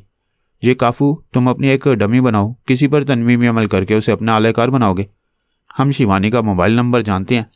तुम्हारा आलेकार जे काफू की हैसियत से मोबाइल पर बोलेगा, तुम मास्क मेकअप में रहोगे। उसकी आंखों की हरारत तुम्हारे आलेकार की पेशानी तक पहुंचेगी। वो उस हरारत के ज़ेरे असर सच बोलना चाहेगा। तुम उसके दिमाग पर मुसल्लत रहोगे, उसे बोलने नहीं दोगे। उसकी ज़ुबान से अपनी प्लानिंग के मुताबिक बोलोगे। मैं समझ गया। मैं अपनी प्लानिंग के मुताबिक शिवानी से कहूँगा कि मेरे चेहरे पर किसी तरह का इन्फेक्शन है। ऐसी हालत में मास्क मेकअप करने के काबिल नहीं रहा। मेरे साथी जे फ्लोर जे सामू ने मेरा साथ छोड़ दिया है। उन्हें अंदेशा है कि शिवानी मेरे ज़रिए उन्हें भी ट्रैप करेगी। मुंबई पहुंचकर पहले ये देखा जाए कि यह अजनबी दुश्मन किसी फ़्लाइट से कहीं जा रहा है या नहीं। जब वो इंडिया छोड़कर चला जाएगा तो हमें इत्मीनान हो जाएगा। तुम ख्याल होने के ज़रिए हांगकांग में किसी ऐसे शख्स को ट्रैप करोगे जो तुम्हारे कद और जसामत का हो। उसके बाद हम शिवानी से रब्ता करेंगे। उनकी प्लानिंग अच्छी थी, वो इस पर अमल करके शिवानी तक पहुंच सकते थे, मगर अभी वो समुंदर में थे। पता नहीं मुंबई पहुंचने तक क्या होने वाला था। भीमा दिन रात इसी कोशिश में था कि किसी भी तरह जवाद बिन मुस्तकीम को अपने ज़ेरे असर ले आए। वो टेलीपैथी के ज़रिए उसे मजबूर कर सकता था, परेशान कर सकता था। लेकिन वो तो सिर्फ एक आत्मा था। उस आत्मा के अंदर टेलीपैथी की जो सलाहियत थी वो एक दिमाग की मोहताज थी, और दिमाग जवाद के पास था। वो काला जादू भी कर सकता था, लेकिन इसके लिए भी दिमाग ज़रूरी होता है। पहले वो जिसके जिस्म में भी जाता था उसके दिमाग पर भी छा जाता था। इस बार जवाद उस पर मुसल्लत हो गया था। भीमा समझ रहा था कि जवाद ने सिर्फ एक पुरस्कार अंगूठी के ज़रिए उसे मजबूर और बेबस बनाया है। जब तक वो अंगूठी उसकी उंगली में रहेगी तब तक उसके खिलाफ ना टेलीपैथी काम आएगी और ना ही काला जादू। मुश्किल ये थी कि वो एक लम्हे के लिए भी इस अंगूठी को अपनी उंगली से अलग नहीं करता था। रात को सोते वक्त और टॉयलेट जाते वक्त भी अंगूठी उसकी उंगली में रहा करती थी। उसने जवाद से कहा, मैं इतने दिनों में अच्छी तरह समझ गया हूँ कि तुम ये अंगूठी कभी नहीं उतारोगे, और तुम भी अच्छी तरह समझ गए हो कि अंगूठी उतारते ही मैं तुम्हारे दिमाग में जलजला पैदा कर दूंगा और तुम्हें अपना मामूल बना लूँगा। जवाद ने कहा, मेरे पास सिर्फ अंगूठी की ही नहीं, दीन और ईमान की भी ताकत है। मेरे बुजुर्ग ने नसीहत की थी कि मैं इसे मरते दम तक पहना रहूं, इसलिए मैं उनकी नसीहत पर अमल कर रहा हूं। तुम्हें अपने दीन और ईमान पर भरोसा है तो सिर्फ चंद सेकंड के लिए ये अंगूठी उतार दो और अपने ईमान की ताकत को आजमाओ। मेरे ईमान को अल्लाह ताला आजमाता है, शैतान आजमाता नहीं, गुमराह करता है। लिहाजा तुम आजमाने की बात ना करो। तुम मुझे जोश दिलाओगे तो मैं होश खोकर इस अंगूठी को अपनी उंगली से अलग नहीं करूँगा। मेरे बुजुर्ग ने यकीनन किसी मसलियत से मुझे नसीहत की थी। अब मैं अंगूठी के सिलसिले में बहस नहीं करूँगा, वक्त का इंतज़ार करूँगा। कभी ना कभी ऐसा कोई वक्त ज़रूर आता है जब आदमी अपने असूलों के ख़िलाफ़ और अपनी फितरत के ख़िलाफ़ वो काम करने पर मजबूर हो जाता है जो वो कभी नहीं करना चाहता था। दुरुस्त कहते हो, हर इंसान की ज़िंदगी में ऐसी कोई मजबूरी पेश आती है। तुम मेरी किसी मजबूरी का इंतज़ार करते रहो। भीमा ने बेबसी से पूछा, क्या हमारे दरमियान कोई समझौता नहीं हो सकता? तुम कैसा समझौता करना चाहते हो? हमारे दरमियान दोस्ती होनी चाहिए। मैं चाहता हूँ तुम्हारे काम आता रहूँ, अपनी टेलीपैथी के ज़रिए तुम्हें फ़ायदा पहुँचाता रहूँ। इस तरह तुम भी मेरे काम आते रहो। मैं किस तरह तुम्हारे काम आ सकता हूँ? जिस तरह मैं तुम्हारी हर बात मानता हूँ उसी तरह तुम भी मेरी बात मानते रहो। तुम अपनी कौन सी बात मनवाना चाहते हो? मैं 40 दिनों तक तपस्या करना चाहता हूँ। तुम मेरी तपस्या के दौरान में कोई रुकावट पैदा न करो। नहीं करूँगा। मेरी तरह तुम्हें भी इबादत करने का हक है। अगर तुम तपस्या के दौरान में अपने भगवान से लौ लगाए रखोगे तो मुझे कोई एतराज़ नहीं होगा। भीमा अपनी 40 दिन की तपस्या के सिलसिले में जवाद से झूठ नहीं बोल सकता था। अगर झूठ बोलता तो तपस्या के वक्त उसका झूठ खुल जाता। वो उससे कुछ छुपा नहीं सकता था क्योंकि उसी के अंदर रहकर उससे तपस्या करना थी। उसने कहा, मैं जैसी भी तपस्या करूँगा वो हम दोनों की भलाई के लिए होगी। हमारी आत्मा शक्ति मुकम्मल होगी और हमारा काला जादू पूरी कुव्वत से किसी पर असर करेगा। मुझे अफसोस है, मेरे दीन में काला जादू सीखने की इजाज़त नहीं। मैं तुम्हारा ये काला जादू नहीं सीखूंगा। तुम ना सीखो, मुझे सीखने दो। तुम मेरे अंदर रहकर अपने जिस इल्म में इजाफा करोगे वो मुझे भी हासिल होता रहेगा। इसलिए मैं तुम्हें अपने अंदर एक भी काला मंत्र पढ़ने की इजाज़त नहीं दूंगा। ये तो जुल्म है। क्या तुम्हारे दीन में इस बात की इजाज़त है कि मेरा हक मुझसे छीनो? इजाज़त नहीं है, लेकिन ये ताकीद है कि कुफर से बचो, शैतानी अमल से बाज आओ और दूसरों को बाज रखो, और मैं तुम्हारे काले जंतर मंतर से तुम्हें बाज रखूँगा। भीमा परेशान होकर सोचने लगा आखिर किस तरह जवाद को अपनी बातों से कायल करे। फिर उसने कहा, काला जादू तुम्हारे मजाज के खिलाफ है, मगर टेलीपैथी से तुम्हें कोई इख्तलाफ नहीं है। तुम मुझे अपने तौर पर ख्याल ख्वानी करने दिया करो। मुझे कोई एतराज़ नहीं, मगर एक शर्त है, तुम टेलीपैथी के ज़रिए किसी को नुकसान नहीं पहुंचाओगे। अल्लाह ताला के दिए हुए तमाम मालूम से इंसानों को फ़ायदा पहुंचना चाहिए। मैं दोस्तों को फ़ायदा पहुंचाऊंगा और दुश्मनों को नुकसान, और ऐसा सभी करते हैं। बेशक अगर कोई दुश्मनी से बाज ना आए तो उसे महफूज रहने के लिए किसी हद तक उसे सज़ा दी जा सकती है कि वो आइंदा दुश्मनी से तौबा करे। वैसे तुम्हारा दुश्मन कौन है? तुम इसराइली बाशिंदे हो। तुमने अल्पा के बारे में बहुत कुछ सुना होगा। एक अरसे से मेरी और उसकी दुश्मनी चल रही है। मैंने कई बार अल्पा को दूर से देखा है। वो तुम्हारी तरह टेलीपैथी जानती है। मैं उसका दुश्मन नहीं हूँ, लेकिन वो मुसलमानों की दुश्मन है। मैं उसे दुश्मनी से बाज रखने के लिए कुछ नहीं कर सकता, सिर्फ खुदा से दुआ मांगता रहूँगा। अल्पा जैसी औरत की दुश्मनी से महफूज रहने के लिए सिर्फ दुआ की नहीं, दवा की भी ज़रूरत होती है। तुम मेरी टेलीपैथी को दवा और एक हथियार के तौर पर इस्तेमाल कर सकते हो। जवाद थोड़ी देर तक सोचता रहा, फिर बोला, लोहा लोहे को काटता है। तुम्हारी टेलीपैथी के ज़रिए उसकी टेलीपैथी का तोड़ किया जा सकता है। ये एक अच्छा अमल होगा। अल्पा मुसलमानों से अच्छा सलूक करने पर मजबूर हो जाएगी। भीमा ने खुश होकर कहा, शुक्र है इतने दिनों के बाद हम एक बात पर मुत्तफिक हुए। मैं अभी अल्पा के दिमाग में पहुंचने की कोशिश करता हूँ। वह अल्पा की आवाज़ को और लब लहजे को याद करने लगा। एक तवील अरसे तक उससे राब्ता मुनक़ता रहा था। उन दिनों अल्पा अपना लब लहजा बदल कर भीमा से गुफ्तगू किया करती थी। भीमा ने उसी लब लहजे को याद करके ख्याल ख्वानी की परवाज़ की तो उसके दिमाग तक ना पहुँच सका। जवाद ने पूछा, क्या हुआ? क्या तुम्हारी टेलीपैथी की सलाहियत ख़त्म हो गई है? ऐसी बात नहीं है। अल्पा ने अपना लब लहजा बदल लिया है। उसके बारे में अहम मालूमात हासिल करनी होगी। जवाद ने कहा, मैं यरूशलेम में बहुत मकबूल हूँ। मेरी शोहरत इसराइली अकाबरीन तक पहुँची हुई है। तुम्हें दुश्वारी होगी तो मैं किसी भी बहाने उन अकाबरीन से मुलाकात कर सकता हूँ, बल्कि अल्पा से भी मुलाकात कर सकता हूँ। फिर तुम मेरे ज़रिए उसकी मौजूदा आवाज़ और लहजे को सुन सकोगे। मुझे 2-4 अकाबरीन के लब लहजे याद हैं। अभी मैं उनके ज़रिए सुराग लगा रहा हूँ। नाकामी होगी तो तुम्हारा ताउन हासिल करूँगा। उसने एक आर्मी अफसर का तसव्वुर किया, उसके लब लहजे को याद किया। फिर दूसरे ही लम्हे में उसके अंदर पहुंचकर उसके ख्यालात पढ़ने लगा। उसके ख्यालात से पता चला कि अल्पा एक हादसे में बुरी तरह ज़ख्मी हो गई थी। वो आजकल हैफा के एक मिलिट्री अस्पताल में है। उस अस्पताल में इतनी राजदारी से ज़ेर इलाज है कि दूसरे अकाबरीन भी उसके मौजूदा हालात से बेखबर हैं। अल्पा ने सिर्फ उस आर्मी अफसर को अपने ज़ख्मी होने की इतला दी थी। वो नहीं चाहती थी कि उसके ज़ख्मी होने और कमज़ोर होने की खबर फैले। अंदेशा था कि दुश्मनों तक बात पहुँचेगी तो वो पलक झपकते ही उसके कमज़ोर दिमाग में पहुँच जाएंगे और उसे अपना महकूम बना लेंगे। भीमा ने आर्मी अफसर के ये ख्यालात पढ़ते ही जवाद से कहा, टेलीपैथी की दुनिया में नाकाबिले शिकस्त कहलाने वाली अल्पा कमज़ोर हो गई है। एक अस्पताल में बेयार व मददगार पड़ी हुई है। एक आर्मी अफसर के सिवा किसी से मदद हासिल नहीं कर रही है। हम आसानी से उसके दिमाग में पहुंच सकती हैं। ऐसी बात है तो देर ना करो, फ़ौरन उसके दिमाग में पहुंचो। पहले मैं उसके नए लब लहजे को सुनूंगा, फिर उसके दिमाग पर कब्जा जमा सकूंगा। भीमा ने उस आर्मी अफसर के पास पहुंचकर उसके दिमाग पर कब्जा जमा कर उसे अल्पा के पास अस्पताल जाने पर मजबूर किया। वो अफसर फौजी जीप में बैठकर उधर जाने लगा। भीमा ने कहा, अल्पा ने मुझे गुलाम बना लिया था, मेरी बड़ी तौहीन की थी। अब मैं उसे अपनी कनीज़ और दाश्ता बनाकर रखूंगा। एक गुनाहगार की तरह उसे दाश्ता बनाने की बात ना करो। उसने तुम्हारे खिलाफ जो किया था सिर्फ उसकी सजा दोगे। जब वो मुझे गुलाम बना सकती है तो क्या मैं उसे दाश्ता नहीं बना सकता? ये ना भूलो कि जिस्म मेरा है। तुम ऐसी हरकत करोगे तो गोया वो मेरी दाश्ता बनेगी।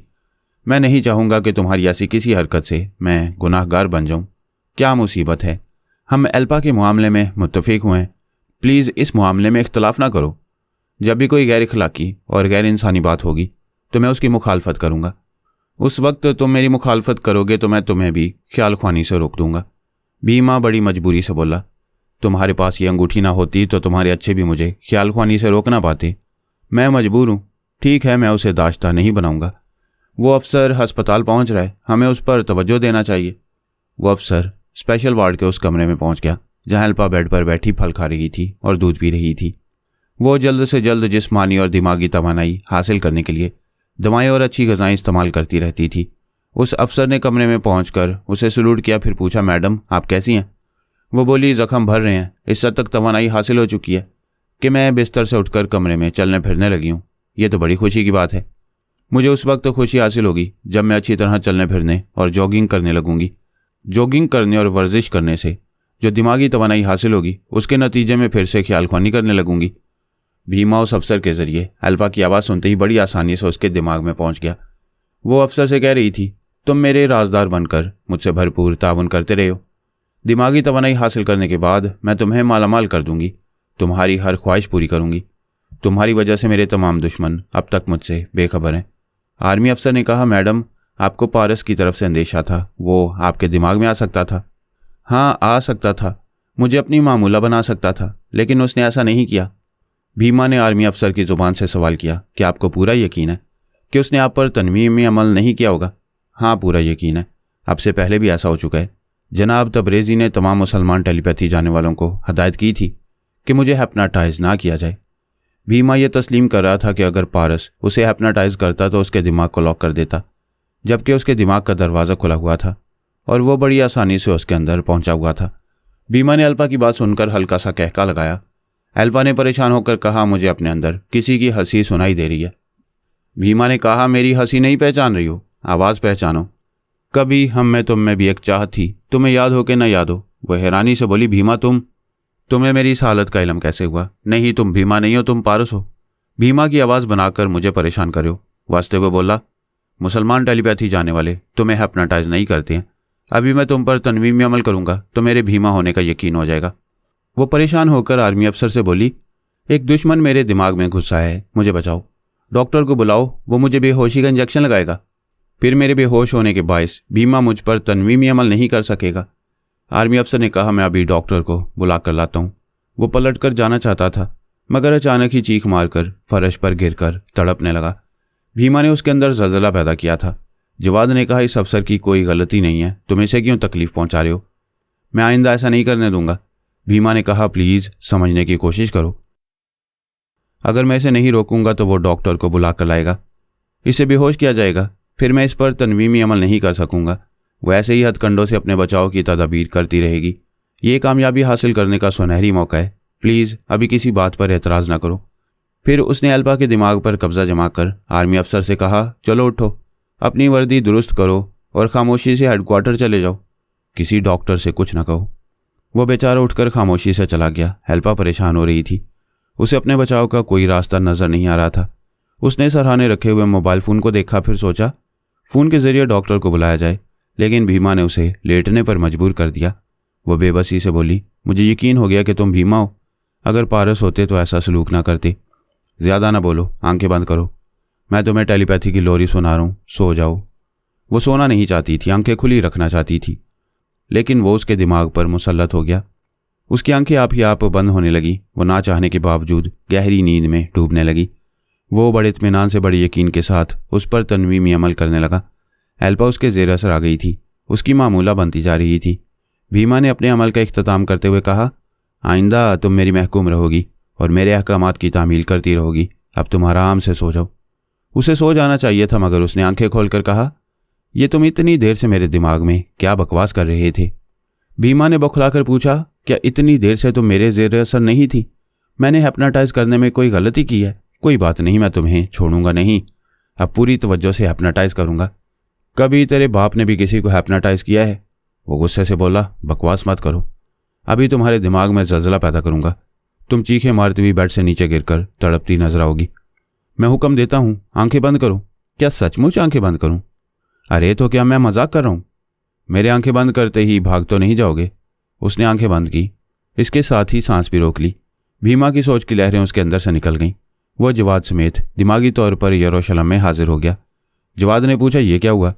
भीमा ने परेशानी से कहा, कुछ समझ में नहीं आया। मैंने अभी उसके अंदर रहकर मालूम किया था, उसके जख्म भर रहे हैं, लेकिन वह जिस्मानी और दिमागी तौर पर अब भी कमज़ोर है, ज़्यादा चलने फिरने के काबिल नहीं। ख्याल ख्वानी करना तो दूर की बात है, वो चंद सेकंड के लिए सांस रोकने के काबिल भी नहीं। जवाद ने कहा, लेकिन अभी उसने सांस रोक ली थी, जिसके नतीजे में हम उसके दिमाग से निकल आए हैं। मेरा ख्याल है तुमने उसके ख्यालात पढ़ने में गलती की है। वो इतनी कमज़ोर नहीं है जितना तुम समझ रहे हो। वो सांस रोक सकती है और वो इसका सबूत दे चुकी है। मैं मानता हूँ मैंने उसके ख्यालात पढ़ने में गलती की है। वो दिमागी तौर पर कमज़ोर नहीं है। अगर वो कमज़ोर नहीं है तो तुम इतनी देर तक उसके दिमाग में कैसे रहे और बड़े यकीन से तनवीमी अमल करते रहे? उस वक्त उसने सांस नहीं रोकी थी, वो हमें उल्लू बना रही थी। हमें ना कहो, तुम्हें उल्लू बना रही थी। ख्वामख्वाह मैं तुम्हारे साथ लगा रहा। ऐसा तो होगा, तुम मेरे साथ लगे रहोगे और मैं तुम्हारे साथ लगा रहूँगा। हम इस तरह जुड़ गए हैं कि मौत के बाद ही अलग हो सकते हैं। सिर्फ अपनी बात करो। तुम टेलीपैथी के मामले में कमज़ोर हो, गलत ख्याल ख्वानी करते हो, गलत ख्यालात पढ़ते हो। एक बार गलती हो गई, दूसरी बार नहीं होगी। अब हम उसे दिमागी तौर पर कमज़ोर बनाएंगे, फिर उसके अंदर पहुंचकर उसे हैप्नाटाइज करेंगे। तुम तनवीमी अमल करना नहीं जानते हो। बड़ी देर तक तनवीमी अमल करने के बावजूद उसे ज़ेर असर ना ला सके। उसके दिमाग को कमज़ोर बनाने से पहले तुम्हें अच्छी तरह तनवीमी अमल सीखना चाहिए। फजूल बातें ना करो। मैं काले जादू में, टेलीपैथी में और तनवीमी अमल करने में उस्तादों का उस्ताद हूँ। मैं कह चुका हूँ कि वो हमें नहीं, मुझे उल्लू बना रही थी। मुझे पता है एल्पा बहुत ही चालाक और बहुत ही मक्कार है। ऐसी मक्कार औरत को तुम दिमागी कमज़ोरी में मुब्तला नहीं कर सकोगे। हमें मायूस नहीं होना चाहिए। वो ज़ख्मी है, अस्पताल में है। हम हैफा जाएंगे इससे पहले कि अस्पताल से उसकी छुट्टी हो और वो कहीं रूपोश हो जाए। हम अस्पताल में किसी को आलाकार बनाकर उसे दिमागी कमज़ोरी की दवा खिला देंगे। वहाँ जाना ही होगा। वो तुम्हारे काबू में नहीं आएगी तो मैं उससे मुलाकात करूँगा। मुझसे मुसाफिया करते ही वो मुझसे मुतासिर हो जाएगी। मेरी किसी बात से इनकार नहीं करेगी। मेरी मर्ज़ी के मुताबिक तुम्हें तनवीमी अमल करने की भी इजाज़त दे देगी। ओहो जवाद, मैं तो भूल ही गया था कि तुम्हारी अंगूठी काम आ सकती है। अगर तुम उसे अपनी अंगूठी पहना दोगे तो वह तुम्हारी महकूम बन जाएगी। उसे अपनी अंगूठी पहनाने के लिए मुझे अपनी उंगली से अंगूठी उतारनी पड़ेगी। यूँ तुम्हारी ज़िंदगी की पहली और आखिरी ख्वाहिश पूरी हो जाएगी। क्या तुम अपनी तरह उल्लू समझते हो? मेरी नियत पर शुबा ना करो। मैं तो अल्पा को शिकंजे में लेने के लिए ऐसा कह रहा हूँ। वो हमारे शिकंजे में आ जाएगी। मैं वहाँ जाऊँगा और उससे मुसाफिया करूँगा। बस इतना ही काफ़ी होगा। वह हैफा जाने की तैयारी करने लगा। उसी वक्त दरवाजे पर दस्तक हुई। उसने कहा, आ जाओ। दरवाज़ा खुला। उसकी महबूबा, उसकी जान हयात हदीका ने आकर पूछा, तुम कहाँ घूम रहते हो? कितने दिन गुजर जाते हैं, अपनी सूरत भी नहीं दिखाते हो। क्या मुझसे बेजार हो गए हो? वो उसके करीब आकर बोला, तुम मेरी पहली और आखिरी मोहब्बत हो। मैं तुमसे बेजार नहीं हो सकता। ये बेजारी नहीं तो और क्या है। पहले मेरे करीब आते ही मुझे बाजू में समेट लेते थे, दिल की धड़कनों को पागल कर देते थे। भीमा ने उसके अंदर कहा, वो ठीक कह रही है। तुम क्यों एक मुजस्मे की तरह सीधे खड़े हो? यार हाथ बढ़ाओ, कोई हलचल पैदा करो। बकवास मत करो। हदीका मेरी मोहब्बत भी है और इज्जत भी। मैं तुम्हारे जैसे शैतान की मौजूदगी में इसे हाथ लगाऊंगा तो गोया तुम भी हाथ लगाओगे। ऐसा तो होगा। मरते दम तक तुम मुझे अलग नहीं कर सकोगे। हदीका से तुम्हारी शादी मेरी शादी होगी। यही एक ऐसा मसला है कि मैं हदीका को हाथ नहीं लगाता। कब तक नहीं लगाओगे? क्या शादी नहीं करोगे? इसे दूर ही दूर से देखते देखते बूढ़े हो जाओगे। ऐसा नहीं होगा। अभी मैंने तुम्हें अपने अंदर मजबूर और बेबस कर दिया है। तुम जंतर मंतर जादू टूना करने के काबिल नहीं रहे। मेरे अंदर रहकर कोई गलत काम करने की सलाहियत तुम में नहीं रही। मैं रफ्ता रफ्ता तुम्हारी तमाम शैतानी आदतों को कुचल डालूंगा। इसके बाद तुम्हारी आत्मा मुसफ़ा और पाक हो जाएगी। जिस तरह ईमान वालों की रूह पाक होती है, इस तरह मैं तुम्हारी रूह की पाकीज़गी के साथ हदीका को अपनी शरीक हयात बनाऊंगा। जवाद हदीका के सामने खामोश खड़ा हुआ, भीमा से सोच के जरिए बोल रहा था। हदीका ने हैरानी से पूछा, तुम चुप क्यों हो गए? पत्थर का मुजस्मा बन गए हो। मुझे हाथ लगाना गवारा नहीं करते? ना सही मगर प्यार के दो बोल तो बोल सकते हो। हदीका, मैं ऐसे हालात से गुजरा हूँ जिनकी वजाहत नहीं कर सकता। कुछ अरसे तक ऐसा मजबूर रहूँगा कि तुम्हें हाथ भी नहीं लगा सकूँगा। यूँ समझ लो कि मैं तुम्हारे प्यार की खातिर एक अमल में मसरूफ़ हूँ। वो अमल जब मुकम्मल हो जाएगा तो मैं एक दिन भी ज़ाया किए बगैर तुम्हें अपने निकाह में ले आऊँगा। तुम शरीक हयात बनकर हमेशा मेरे साथ रहोगी। तुम्हारी तमाम शिकायतें दूर हो जाएंगी। क्या तुम मुझ पर भरोसा करोगी? उसने कहा, यह मैं अच्छी तरह जानती हूँ कि तुम हरजाई नहीं हो, और जो हरजाई नहीं होता वह तमाम उम्र किसी एक से ही मोहब्बत करता है। मुझे तुम पर अंधा एतमाद है। तुम मेरे और सिर्फ मेरे हो। इस एतमाद को कायम रखो और यहाँ से चली जाओ। जब मेरा अमल पूरा हो जाएगा तो मैं खुद तुम्हारे पास आऊँगा। वो खामोशी से सर झुकाकर आहिस्ता आहिस्ता चलती हुई उस कमरे से बाहर गई और उसकी नज़रों से ओझल हो गई। जवाद उसे दिलो जान से चाहता था। उसे दिन रात अपने करीब रखने की आरजू थी, मगर बड़ी मजबूरी थी। इन दो मोहब्बत करने वालों के दरमियान एक तीसरा नामहरम मौजूद रहता था। उस नामहरम को नेक अमाल से महरम बनाना रह गया था। भीमा ने कहा, मैंने तुम्हारे जैसा फरिश्ता नहीं देखा। मैं सोच भी नहीं सकता था कि मर्द औरतों की इस हद तक इज्जत करते हैं जैसे तुम हदीका की इज्जत कर रहे हो। मैं इस सिलसिले में तुमसे क्या कहूँ। जब से तुम्हारे अंदर आया हूँ तुमने मुझे किसी एक हसीना की तरफ भी झुकने नहीं दिया। मुझे गुस्सा आ रहा है। चलो अपना सफरी बैग उठाओ और निकलो यहाँ से। वो अपना सफरी बैग उठाकर हैफा की तरफ रवाना हो गया। उधर हैफा के अस्पताल में एल्पा बिस्तर पर लेटी हुई थी और ये सोच सोचकर हैरान हो रही थी कि वो अभी तक जिस्मानी और दिमागी तौर पर कमज़ोर है। ऐसी कमज़ोरी के बावजूद उसने सांस कैसे रोक ली थी? भीमा के तनवीमी अमल को कैसे नाकाम बना दिया था? या भीमा का अमल खुद किसी वजह से नाकाम हो गया था? ये तमाम बातें उसकी समझ में नहीं आ रही थी। वो बिस्तर पर उठकर बैठ गई। उसकी समझ में नहीं आ रहा था कि वो कमज़ोर है या उसकी तवानाई बहाल हो चुकी है। वो खुद को आजमाने के लिए बिस्तर से उतरकर खड़ी हो गई, फिर आहिस्ता आहिस्ता चलने लगी, इधर से उधर टहलने लगी, लेकिन 1 मिनट के अंदर ही थक गई। बिस्तर के सिरे पर आकर बैठ गई, फिर हाँफते हुए बोली, ये कैसे हो सकता है? मैं तो बहुत कमज़ोर हूँ, मैंने सांस कैसे रोक ली थी? वो सर उठाकर खला में तकती हुई बोली, पारस ये तुम हो? तुम दुश्मनी भी कर रहे हो और मेरी हिफाजत भी कर रहे हो। अब तुम मुझसे कभी मोहब्बत नहीं करोगे, लेकिन नफ़रत भी नहीं कर रहे हो। मैं दुनिया की बदतरीन औरत हूँ। तुम हर बुरे वक्त में मेरी मदद करते रहे हो। मैं तुम्हारी जान लेने की कोशिशें करती रही। मैं तुमसे इल्तिजा करती हूँ, मुझसे बात करो। मैं पूरे यकीन के साथ कहती हूँ कि तुम मेरे अंदर मौजूद हो। पारस प्लीज़ एक बार और आखिरी बार मुझे माफ़ कर दो। वो चुप हो गई, इंतज़ार करने लगी, लेकिन उसे अपने अंदर पारस की आवाज़ सुनाई नहीं दी। ऐसा पहले भी हो चुका था। पारस खामोशी से उसके अंदर रहकर उसके काम आता रहा था। इस वक्त एल्पा ने यही सोचा कि शायद वो नफ़रत से नहीं बोल रहा है या फिर अभी मौजूद नहीं है। वो बोली, कोई बात नहीं, तुम मुझसे ना बोलो, मुझसे नफ़रत जाहिर करते रहो, लेकिन अब मुझे पूरा यकीन हो चुका है कि तुम मुझे किसी भी दुश्मन टेलीपैथी जानने वाले की मामूला बनने नहीं दोगे। मैं दूसरों से बढ़तर रहती हूँ, तुम मुझे कमतर नहीं होने दोगे। वो सोचते सोचते बिस्तर पर लेट गई। थकी हुई थी, लेटते ही नींद आ गई। जवाद वहाँ शाम तक पहुँच गया। उसने काउंटर पर आकर कहा, यहाँ रूम नंबर 202 में एक मरीज़ा है, एक हादसे में ज़ख्मी हो गई थी, मैं उसे मिलना चाहता हूँ। काउंटर गर्ल ने कहा, सॉरी, किसी को उस मरीज़ा से मिलने की इजाज़त नहीं दी जाती, लेकिन मैं विजिटिंग आवर में आया हूँ। वो इनकार में कुछ कहना चाहती थी, उससे पहले ही जवाद ने अपना हाथ उसके हाथ पर रख दिया। वो बोलते बोलते रुक गई। जवाद को ऐसे देखने लगी जैसे उसकी शख्सियत से मुतासिर हो रही हो। जवाद ने कहा, प्लीज़ तुम मेरे साथ चलोगी तो कोई पहरेदार मुझे नहीं रोकेगा। वो बड़ी लगावट से बोली, तुम्हारे साथ ज़रूर चलूँगी। फिर उसने पलटकर दूसरी लड़की से कहा, जूली ज़रा देर के लिए मेरी सीट पर आ जाओ, मैं अभी आ रही हूँ। वो काउंटर के पीछे से घूमकर उसके पास आ गई। उसके बाजू से लगकर बोली, कम ऑन, मैं तुम्हें इस कमरे में पहुँचाऊँगी। वो उससे ऐसे लगकर चलने लगी जैसे चलते चलते उससे चिपक जाना चाहती हो। बीमा ने कहा, आहा, तुम्हारे अंदर समाने के बाद पहली बार बाहर आई है। जवाद ने कहा, अभी खज़ां आ जाएगी, मैं मजबूरन इसके साथ चल रहा हूँ। अस्पताल के जिस कॉरिडोर में एल्पा का कमरा था, वहाँ मुसल्लह फौजी जवान पहरा दे रहे थे। वहाँ किसी गैर ज़रूरी शख्स को आने की इजाज़त नहीं थी। एक फ़ौजी अफसर ने काउंटर गर्ल से पूछा, ये कौन है? वो बोली, इन्हें डॉक्टर बेंजामिन ने विजिट के लिए भेजा है। फ़ौजी अफसर ने उसे कमरे के अंदर जाने की इजाज़त दे दी।